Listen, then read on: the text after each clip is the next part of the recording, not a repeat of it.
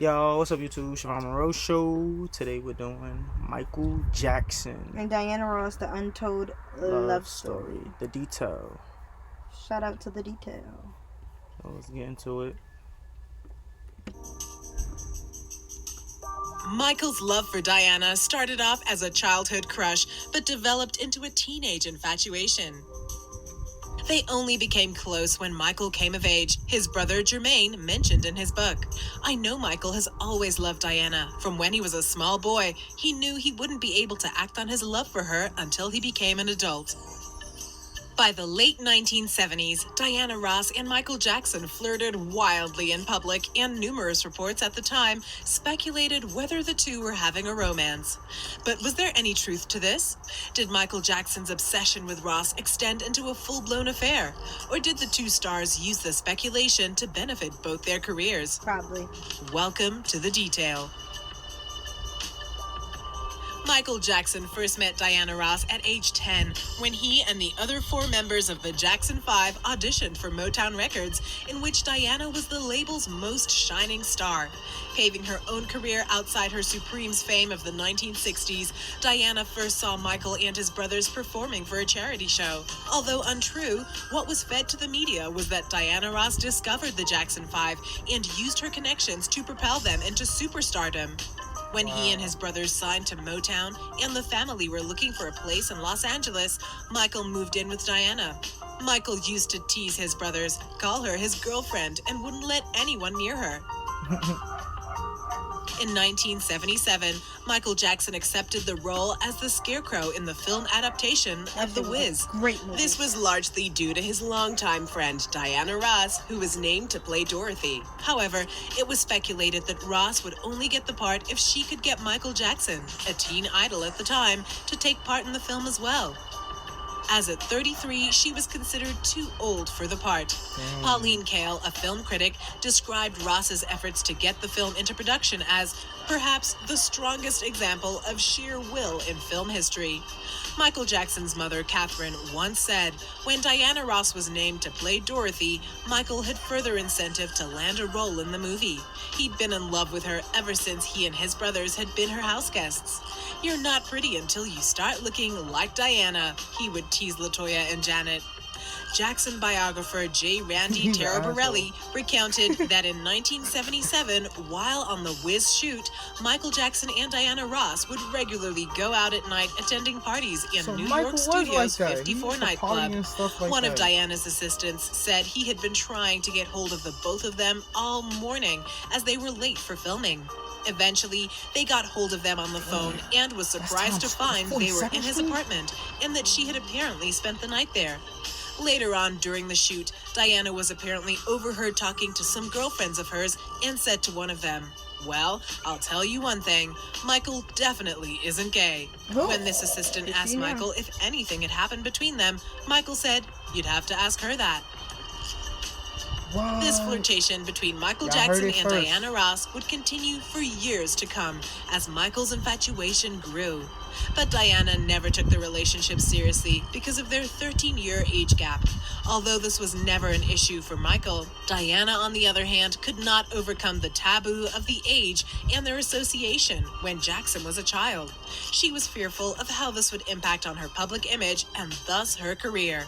And Diana Ross was a fiercely ambitious woman. Respect. After a photo session with Diana Ross and photographer Todd Gray, Jackson ordered 2 large prints of every picture. 2 of every single one? That's about 144 prints. Michael answered, "Yes, I can count. I want 1 set for myself and 1 for Diana. Todd, this is magic." Wow. During Diana Ross's 1981 special, Michael Jackson was featured heavily. They performed together 3 times, and Michael was the only other person who had their own performance other than Diana Ross herself. Wow. While being introduced, Diana called Michael her baby, and they hugged several times. The special also included a mini interview between the two, where they flirted and called each other sexy. Diana Ross said in Ebony that same year, I'm crazy about Michael, and I love him a lot. Yeah, He's been what my women wouldn't be? inspiration. He's a very gentle, wonderful human being, so whenever I can be around him, I like it. His aura is only about love. Diana That's Ross's good. vivacious character and affection towards Michael allowed fans to misconstrue it as sexual. Diana's personality was infectious, and she was flirty with all men in public, including Michael. It's one of the tragedies of Michael Jackson that he dwelt on this romantic obsession and did not let it go. Wow. Jackson even erected a shrine dedicated to the love of his life in his family home with photographs and mementos. However, Diana wasn't interested in Michael and made several attempts to soften the blow for him. The public saw her and MJ as mother and son. This is demonstrated while on the red carpet with Michael at the 1981 Oscars. She said, "He's going to play my son." As a result, they burst out laughing and walked away. But even with Diana's hints and gentle letdowns, in Michael Jackson's naive mind, he and Diana were in a relationship, and he had hopes that they would ultimately be together. In 1983, Michael Jackson once said in an interview, "Diana Ross is everything you could wish for. I love her. I hope she marries me. She always tells me her most private secrets. That's the kind of relationship we have." Police! Oh, That's how it ended? nah, that was it. Sorry about that I was about little to say, ad what the thing. fuck? Michael Jackson was devastated when Ross met her second husband, Norwegian shipping magnate Arne Nace Jr. in 1985. The two married the following year, and Michael Jackson apparently canceled his attendance to the public wedding at the last minute. When I heard Diana Ross was getting married, I was happy for her because I knew it would make her very joyous. Still, it was hard for me getting married to this man I'd never met. I wanted her to be happy, but I have to admit that I was a bit hurt and a little jealous. Of course. During 1986 American Music Awards, Michael showed up halfway through the show with a suitable replacement for Diana Ross in the form of Elizabeth Taylor. It was noted how Michael Jackson appeared visibly upset and cold towards Ross during the show, in which he reluctantly celebrated the success of USA Africa's We Are the World charity single. Yeah, he Michael do Jackson look like went on it. to write several songs about Diana Ross and their relationship while recording material for his Bad and Dangerous albums. Songs which were released included 1992's Remember the Time, in which Jermaine, Michael's brother, wrote that the song was, as Michael told me, written with Diana Ross in mind, the one great love that, as far as he was concerned, escaped him. Michael also released Dirty Diana in 1987 on the Bad album. Many fans speculating that although the song was about groupies, it was also a dig at Diana Ross while he was angry at her for leading him on and then getting married to another man. That could be it. Ross's marriage, however, shit, was baby. not happy in Yes, spite of two the guy sons. from HBO, Diana the and boy, Arna were HBO. married, yet they lived on separate continents. Diana mentioned in interviews that she couldn't live in Norway because it was cold and dark and didn't want to move away from her older kids, family, and a career in the U.S. Diana Ross secretly saw Michael Jackson even during her pregnancies. He was devastated and brokenhearted, but was still under her spell, however. "I've always loved Diana, and I always will," he wrote in his autobiography, Moonwalk. But as the years went by, Michael's interactions with Diana became more infrequent as she focused on family life, and he extensively promoted and toured around the world.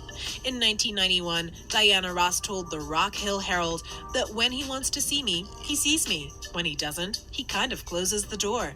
There's no reaching him. There's no finding him. There's no anything. He's just this elusive love out there. Wow. Although Diana always had a place in Michael's heart, he called her his world when she visited him in hospital in 1995. He had his then wife, Lisa Marie Presley, literally thrown out of his room in preparation for Diana's arrival, in which he lavished her with affection and gifts. I'd be damned. After Michael Jackson's death in 2009, and many years since they had a close relationship, Diana Ross was mentioned in his will, stating that he would like to leave his children with her in the event of his mother's death. This act honoring her as the great mother she was to her children, and That's the knowing kids? in death she would be the best to guide his own. But also honoring their lifelong friendship, the lasting bond they developed over the years, and a last reminder of the special place she always had in his heart. That's really sweet. Yeah. tune that into was one of our dope. latest videos right here, and also check out our online store for your latest pop icon inspired style. What's that right there? I want to see that one. Yeah, that one was dope. That was crazy, but Yeah, that was mad crazy. I don't like that they made it seem like he was obsessed with her. But maybe he was, maybe he wasn't. It was And good. It was. she led him on. But let us know what you guys thought. Like, comment, subscribe, and be patient. Till we meet again. Siobhan and Moreau Show. Peace.